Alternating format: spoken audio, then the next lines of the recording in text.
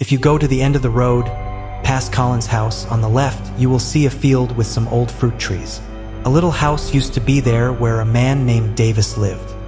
He was a very quiet man who seemed to have enough money to live on.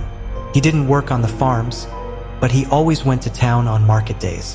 One day, a young man came back from the market with him. The young man was pale and thin and didn't speak much. He lived with Mr. Davis, and nobody knew if he helped with the housework or if Mr. Davis was his teacher. But people talked and wondered why they were always walking together, early and late, up in the hills and down in the woods. They suspected that the two men were playing with magic and plotting something terrible. Once a month, when the moon was full, they went up to a place on the hill where there are piles of old stones and rocks and stayed up there all night.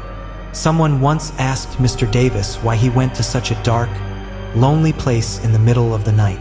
Mr. Davis smiled and replied, "I love old places. They remind me of the past, and the air is beautiful on a summer's night. You can see all the countryside for miles around in the moonlight." But Mr. Davis's young friend interrupted rudely, "We don't want other people near us.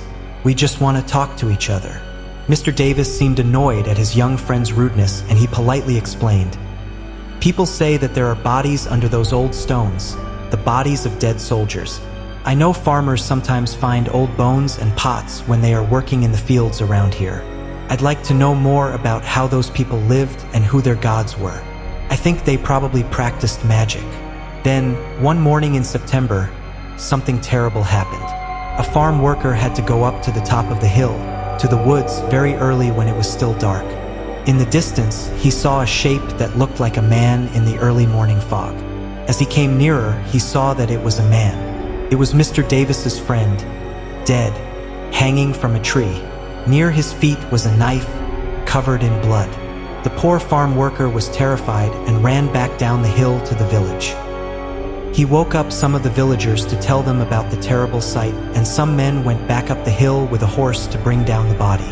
They also immediately sent a young boy to Mr. Davis's house to see if he was at home because, of course, they suspected that he was the murderer.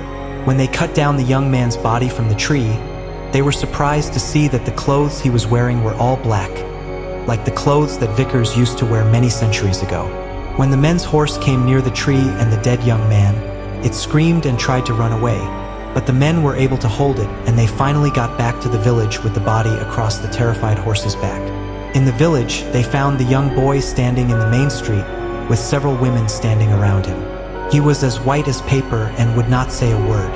When the men tried to move on towards Mr. Davis's house, the horse again became very frightened, stopped in the road and would not move. Then suddenly, it turned and tried to run, and the body of the dead young man fell off its back onto the road. The horse could smell blood. They carried the young man's body to Mr. Davis's house, and when they opened the door, they saw what the poor young boy had seen. There, on the long kitchen table, was the body of Mr. Davis. Tied around his eyes was a black handkerchief, and his hands were tied behind his back. His chest was cut open from top to bottom, and his heart was gone. It was an awful sight. The men ran outside for some fresh air. The smell of death in that room was so terrible. Later, they put the young man's body next to Mr. Davis's, and they looked carefully around the house. Why were these two men dead? How did they die? In one of the cupboards, they found a small green bottle of strong medicine often used to put people to sleep. "I think that young man gave Mr. Davis some of this stuff to put him to sleep," one man suggested, looking at the bottle, "and then killed him. Goodness knows why. Perhaps he needed Davis's heart for his magic. Then later, perhaps, he was sorry about murdering his friend and went up the hill and killed himself." Well, the villagers decided that the two dead men could not lie in the graveyard near the church. They never came to church, and they didn't believe in God, they said. They believed in unnatural things, in magic. So 12 men covered the two bodies in black and took them to a place outside the village. There, they dug a big hole, threw the bodies into it, and covered them with stones. People say that horses don't like going near that place even today, and there is a strange kind of light there. One day, sometime later, some people walking along the road found a pool of blood across it. In the blood, there were fat black flies feeding. One man went to get some water and they washed the blood away. but the flies flew up into the air like a dark cloud and flew towards Mr. Davis's house. The villagers decided that no one should live in that house anymore, so they set fire to it.